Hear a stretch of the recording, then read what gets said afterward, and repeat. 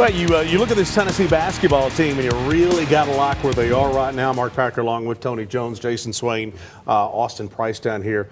T. Jones, they've won 8 of 9, and they're as hot as anybody in the league right now. Yeah, they showed a lot of resolve in the game yesterday. I mean, down 9 in the first half, down 7 in the second half, and then down 3 with 2 minutes to go.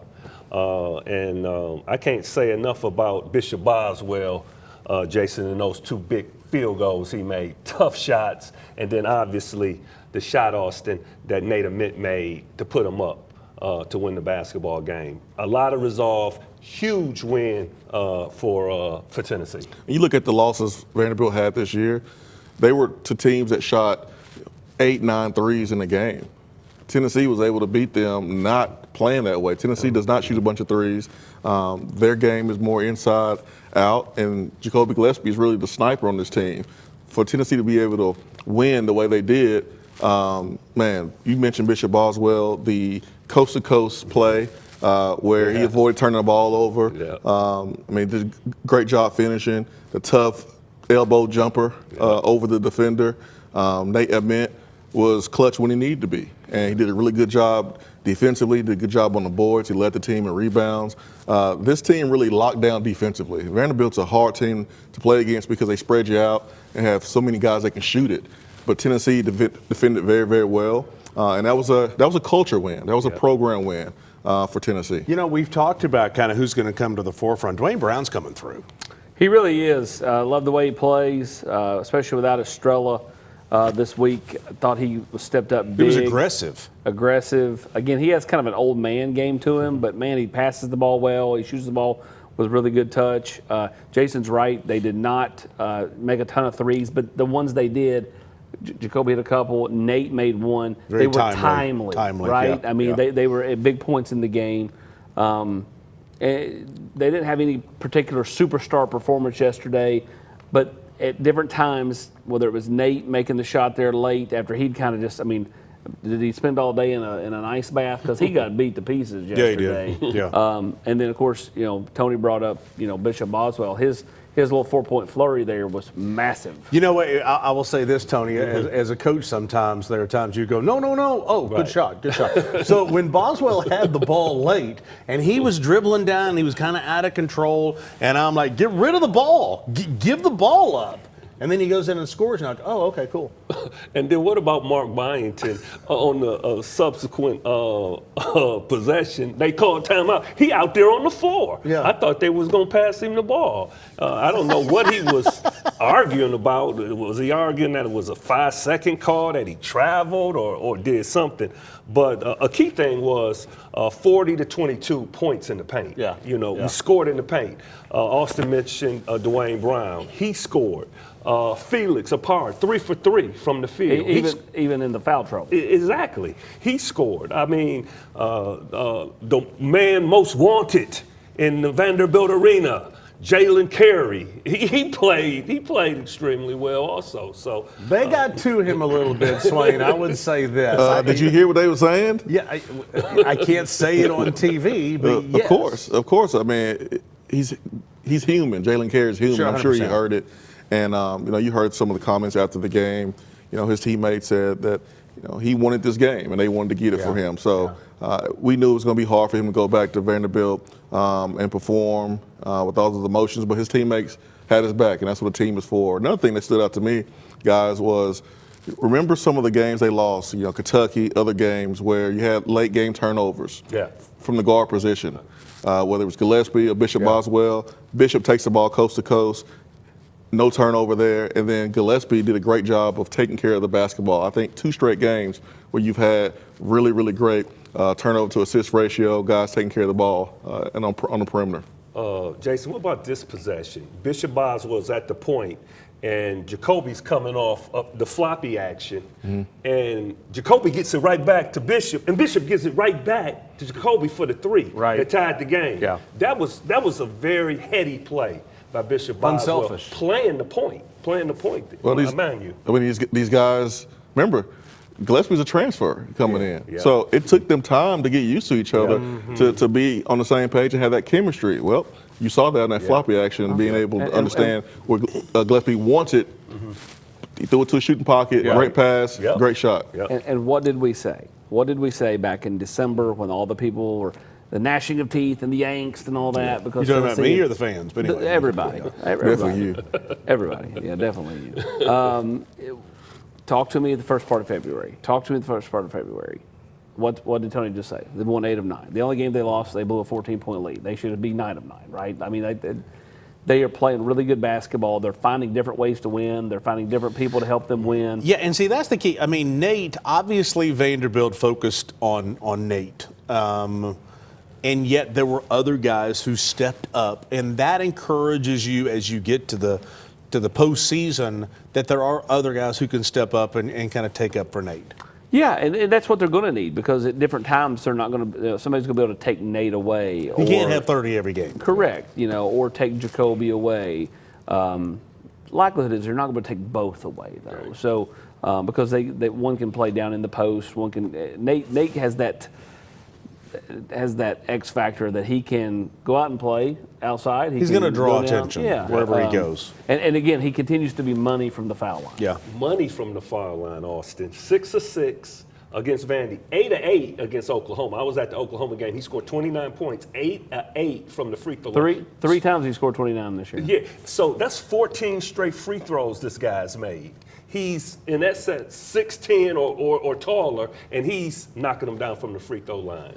That's special. Again, if you can get to a close game in March, and you have he and Jacoby who's shooting it from over 80% from the foul line, I mean that goes a long way when you can get a team in the bonus, especially early in a half. Jason, do you feel like, and you got your hand up, you're ready to say something else, you can say that, and I've got this question. We've been talking about having that third scorer.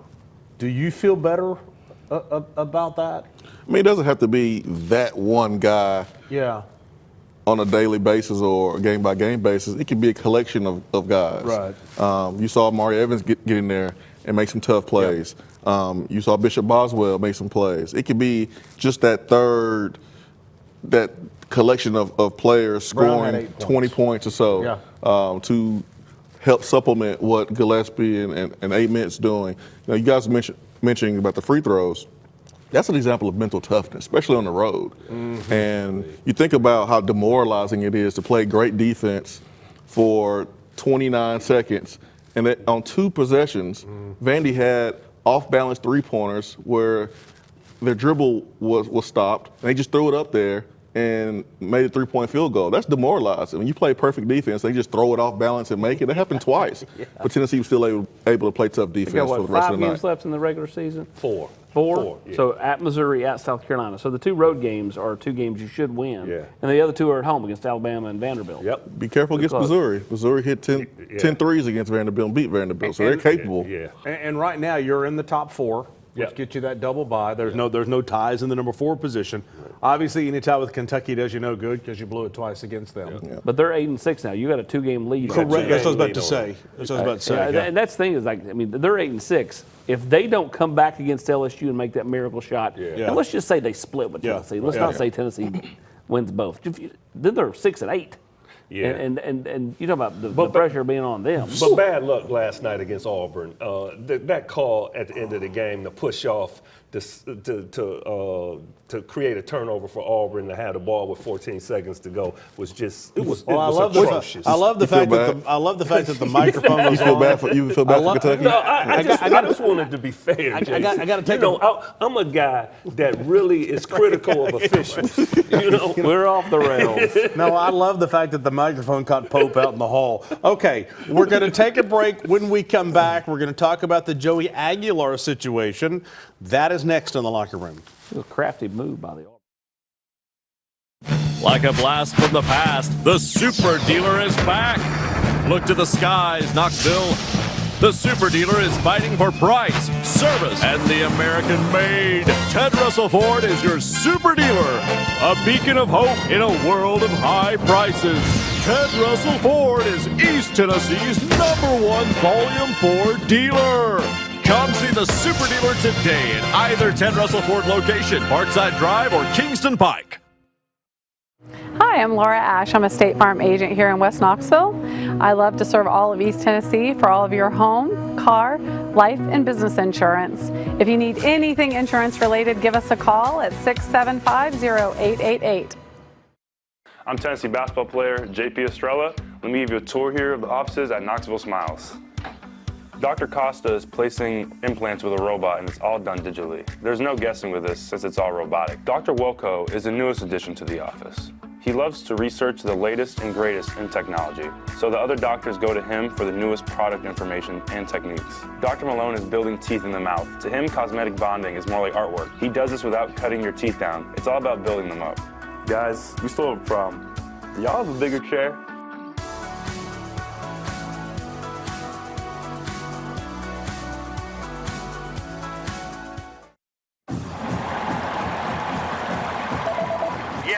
Hi, honey. I know you're super busy right now, but I ordered some ribeyes and a few other things for curbside pickup at Food City. Can you grab it on your way home? Sure thing, hon. Gotta run.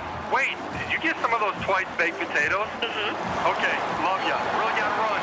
Got a lot going on? Let the professional shoppers do the work for you. Just set a pickup time and your groceries will be ready. Try curbside pickup at Food City today. Oh, sorry. We need dog food, too.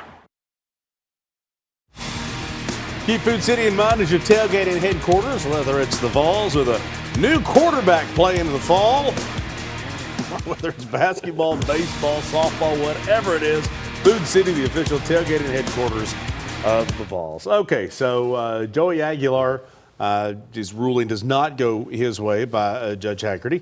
Is at the end of the football career at Tennessee for Joey Aguilar. He has 30 days to appeal it to an appellate court.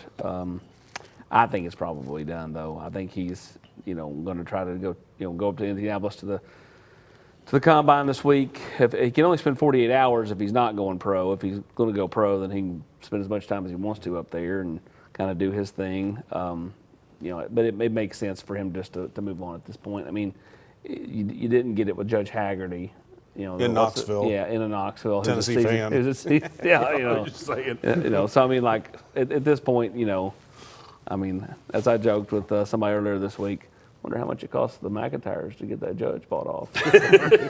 I'm joking, everyone. I'm joking. It was just I read some excerpts from the NCAA attorney, and he's obviously a Knoxville guy, went to Tennessee, and his comment was, it's time for Joey to move on. That's what his argument was. It's time for him to move on. I think Judge got it right. Under the circumstances that he presented, I don't think he should have been granted another year eligibility. Yeah, I said it last week. I didn't think he should be granted another year. I've been saying it on radio for the last month and a half. Yeah. I didn't think he deserved another year. I wanted him to get another year because of how his Tennessee would be better if he was back. They would be better if he was back. But just for him, like I remember my last game at Tennessee, and we lost in a bowl game. And he lost his last two games. Right. And that's just a sour taste in your mouth to finish your career that way. It's just best to go out with a win. And I wanted him to do that. And I want him to get paid too. And Tennessee would have been good and better without him. With him than without him. So a couple reasons why I wanted him to play, but I didn't think he deserved to play. Yeah, we've talked about this. I'm old school. I'm the oldest one. Well, no, you're older than me. Sorry. But I'm old school in the sense that I remember, years ago when National Signing Day was a big deal. You went somewhere, you went for 4 years. If you transferred, you sat out a year. So people didn't transfer very often. And I think it's unfair to high school players to have guys that are playing when they're 24, 25, 26, played 3 years of professional ball at Alabama and then go back and play. I just don't think it's right. So love Joey, wish it would have worked out for him, but I think it's time. Yeah, I think I think for the coaching staff, it's easy to kind of have some clarity. Well, clarity, yes, but it's easy to see why they wanted Joey back, just because again the floor gets raised. Right. With George, you just don't know. He's not been in that cauldron. He may be better. Joey lost 5 games. And look, I love Joey as much as anybody. As down to earth, just good guy. But they did lose 5 games. Let's not act like they went out there and went 10-2. Right. Wasn't Indiana. And so, again, floor probably higher with Joey. But I think, depending on who wins the job, the talent level is there. The question is what's the offensive line like? Can they protect? Running game. Now, everybody goes, well, they didn't run it as well last year. They didn't have to run it as well. I watched this on the show today. They didn't run it as much this year because they didn't have to. He led the conference in throwing. They got to throw. The coaches have to say, hey, we're going to throw. We got somebody can complete a pass, can complete a deep ball. So they didn't run it as much. Deshaun Bishop's yards per carry was every bit as good as Sampson. So, I mean, listen, I like Sampson probably a little bit more than I like Deshaun, just off of pure skill set. But I mean, listen, I like Deshaun Bishop is, he's just okay. He was second team in the league. Yeah. So I mean, Tennessee's ability to protect, Tennessee's ability to run, who steps up at receiver, whether that's Rodarius Jackson or whoever to fill in for Chris Brazel. I think the offense can be somewhat similar in the parts around the quarterback. Now the question is what's the trigger man look like in his ability to make decisions, get the ball out on time, and complete passes? And that's what Joey was good at, just getting the ball out quicker and processing a little bit faster. Obviously he had some mistakes here and there, but I mean, to be able to come in May or June last year and do what he did, pretty remarkable. I think Joey had one game where you could say, all right, the performance of the quarterback probably got you beat, and that was Oklahoma. The defense was the worst in the league, so you would hope with an improved defense and a little bit of what you got last year from the passing side of it with the quarterback, and then the running game, you should be in a position to go to the playoffs. So I understand why they wanted him back. Last thing about 30 seconds here. I will say this, the Aguilar situation, a little similar to Zakai in the sense of you'd love to have him back. Now, who knows where Jacoby Gillespie's playing awfully well, but it was time. Well, the NCAA doesn't want you to circumvent the eligibility rules. And we're talking about taking away from high school players. Yeah, TJ Finley's on his 9th school. Exactly. Okay. I'm going to ask you guys this question. I'm going to ask you guys this question really quick. And we'll do it after break. Joey was an upgrade from Nico. Is George or Faison going to be an upgrade from Joey? We'll touch on that when we come back after the break. Oh, I got a cheesy grin over here. We'll let him talk when we come back.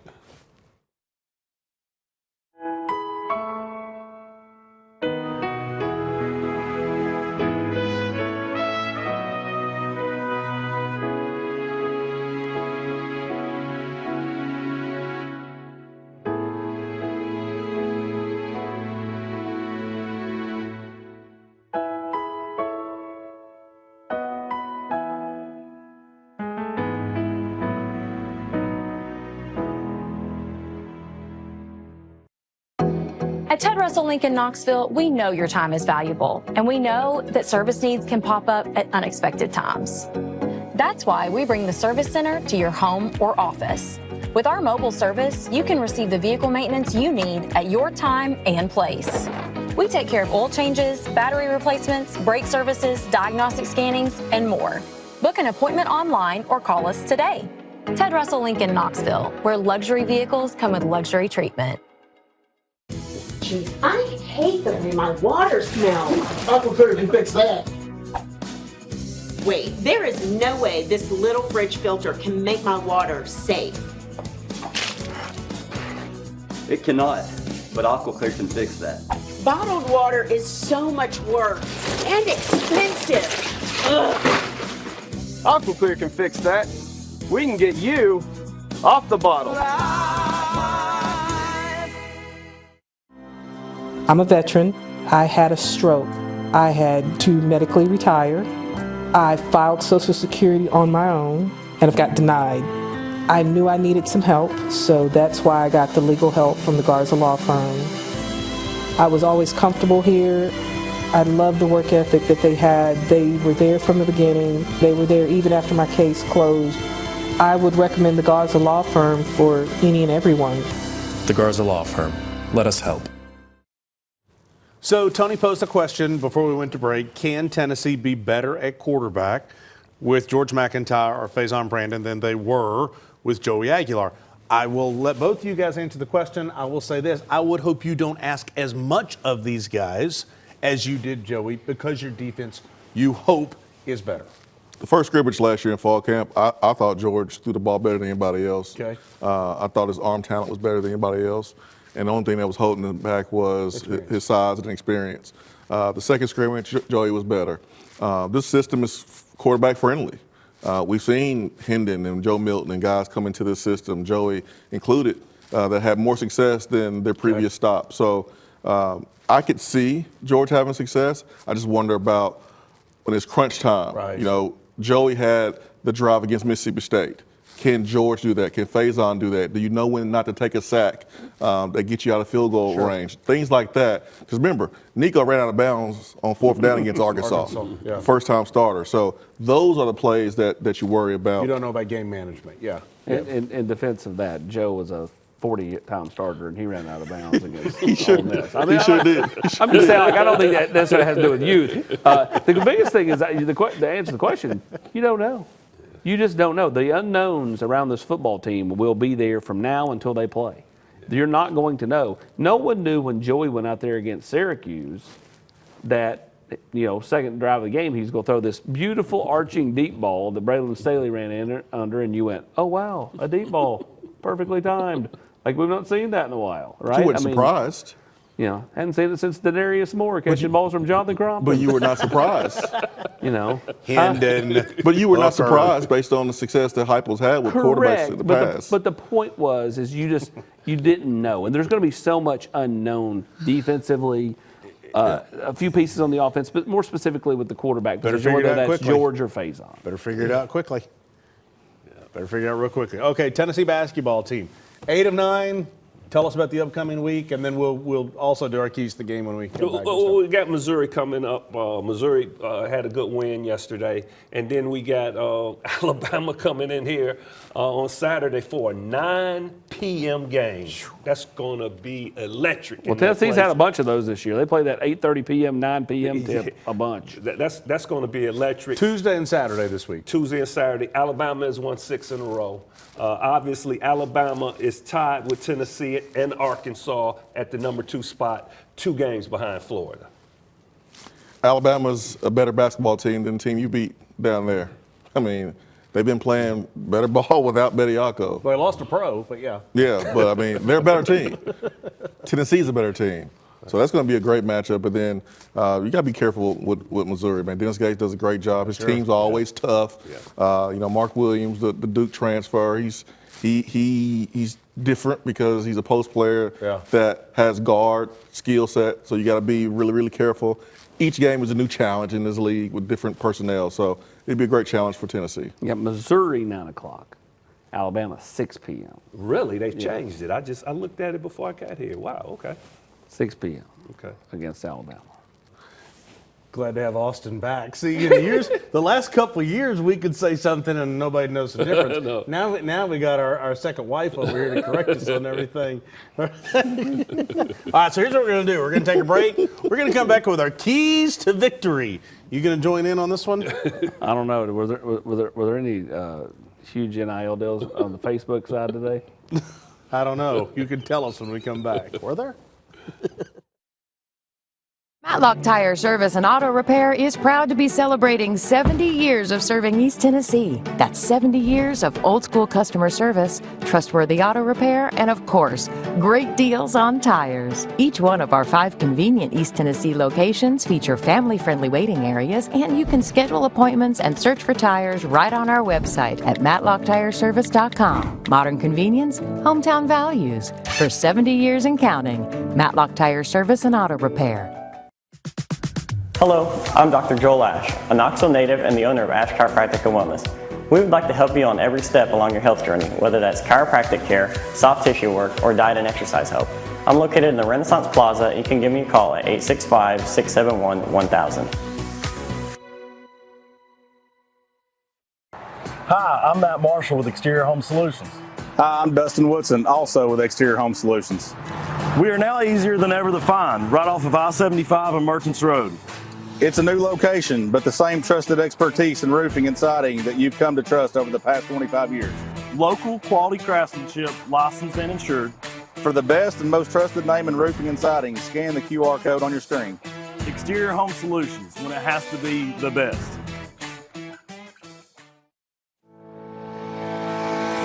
Community banking is about location and much more. It's about family.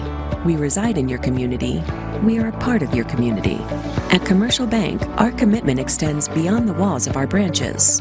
It's displayed each day in the opportunities we provide, the money we give back, and the time we commit, all to help improve the lives of the people, families, and businesses that make our communities great. Commercial Bank, life made better.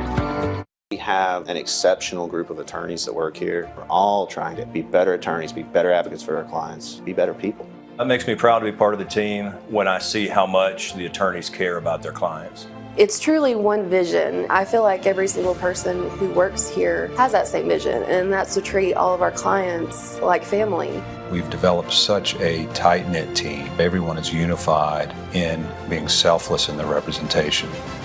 The Garza Law Firm. Let us help. Hey, wherever you are across this great state, Marcos Garza and the Garza Law Firm can help you. Why hire an out-of-state lawyer to handle your in-state issues?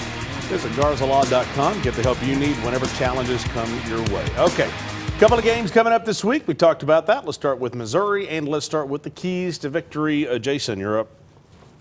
Well, I think defensive rebounding is going to be very, very important. Missouri is a top 30 team on the offensive rebounding. Tennessee's number one, but Missouri is good too. So that battle in the paint, man, it's going to be tough for both teams. And then win the battle at the free throw line. Missouri shoots at 68%. Tennessee has struggled this year shooting free throws. As of late, we've been really, really good. But in this game, the team that gets to the line the most and makes them will have a great chance to win. And then role players just keep rolling. Yeah. Everyone's keyed in on Nate DeMint and Gillespie. Other guys step up. I would say, there you go. Keep the rebounding dominance. Didn't remember what you said, did you, Tony? Against Oklahoma, we out-rebounded those guys 36-19. Against Vandy, we out-rebounded them 39-30. So that's 75-49. So continue that dominance. Points in the paint. I think we can score in the paint against Missouri. I seen Texas dominate Missouri a couple weeks ago. Texas went in there into Columbia and won and take the Missouri crowd out of the game. Jason alluded to Dennis Gates, some good friend of Dennis Gates. His teams play hard. They're 14-2 at home. Yeah, I mean it's not always a great atmosphere in Columbia. So I think that's again it's a late game. So like, what's the atmosphere like? I think to me I think it would be better if it's actually a little raucous. If it's like kind of like dead, I think you kind of get lulled into a sleep like they did at Mississippi State when Mississippi State went on that 18-0 run. There was like 14 people in the stands in Starkville. Like I don't think you want that. I think you want a little juice, kind of get the blood flowing a little bit. That means it also can get a little hectic if they start strong from Missouri. But, I think Tennessee, to Jason's point, needs to be a good defensive rebounding team. But the game on Saturday could be must-see TV against Alabama. It's going to be a very good basketball game. Just like I said, Alabama's won 6 in a row. They're playing well. Nate Oates wants to win this game. They had a little picturette on him, Rick Barnes holding him as a baby. Why? He's holding him. Why? He holds him as a baby. Because Barnes has been his daddy. Didn't they have the same thing when you beat Andy Kennedy at the Tad Pad? Exactly. I won at the Tad Pad. They didn't have Chat GPT back then, or I'm just saying. So Tennessee's already at 20 wins. We've got about 30 seconds to go. 20 wins. I mean, they've got a chance to get to 24, 25 wins. How high a seed can they go? Well, I mean, for this team, it's about playing the right way at the right time. I mean, I don't know how much movement you're going to see because SEC tournament, you don't really get much movement there. But it's about playing the right way, and Tennessee's doing that and got a chance to beat a good team in Alabama this weekend. I think Tennessee can get to a 3 seed. If they get to the SEC tournament final against Florida, they can get a 3 seed. We're out of time. Lots to talk about. We'll do it next week on the Food City Locker Room, brought to you by Garza Law. Have a great week.